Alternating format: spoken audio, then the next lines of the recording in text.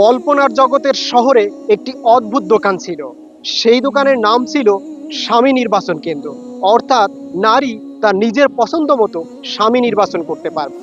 ষষ্ঠ তলার সেই দোকানের নিয়ম ছিল মাত্র একটি, যে তলায় একবার উঠবে সে আর নিচে নামতে পারবে না, চাইলে উপরে উঠতে পারবে, কিন্তু তাকে সিদ্ধান্ত নিতে হবে সেই তলাতেই। অনেক অবিবাহিত নারী কৌতূহল নিয়ে দোকানে আসতে শুরু করলো।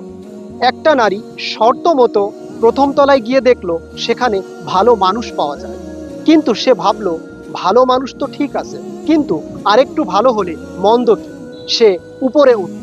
অর্থাৎ সে দ্বিতীয় তলায় গিয়ে দেখলো ভালো মানুষ প্লাস স্থায়ী চাকরি আছে।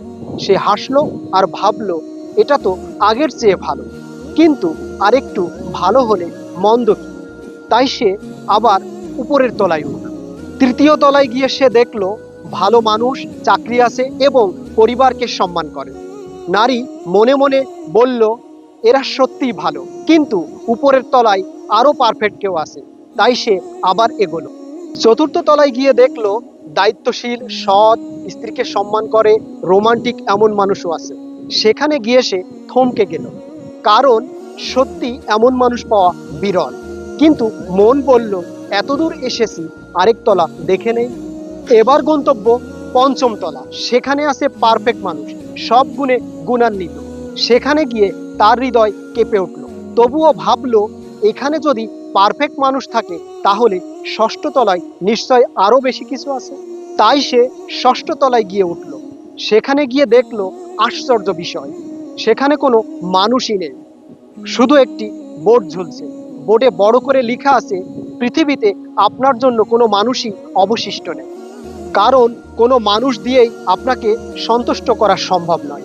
আমরা সব জেনে বুঝেই দোকানটা দিয়েছি, কারণ আপনি ষষ্ঠ তলায় আসবেনই। মরাল অফ দ্য স্টোরি, জীবনে কেউই পারফেক্ট হয়ে জন্মায় না। জীবনে আমরা সবচেয়ে ভালো খুঁজতে গিয়ে অনেক সময় ভালোটাই হারিয়ে ফেলি। পারফেকশন নয়, সমঝোতা, কৃতজ্ঞতা আর বাস্তবতাই সুখের চাবিকাঠি।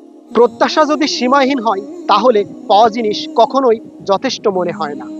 যে মানুষটি আপনার পাশে দাঁড়াতে চায়, যে আপনাকে সম্মান করে, সেই যথেষ্ট। রিমেম্বার দ্য পয়েন্ট, এই গল্পটি শুধু নারীর জন্য নয়,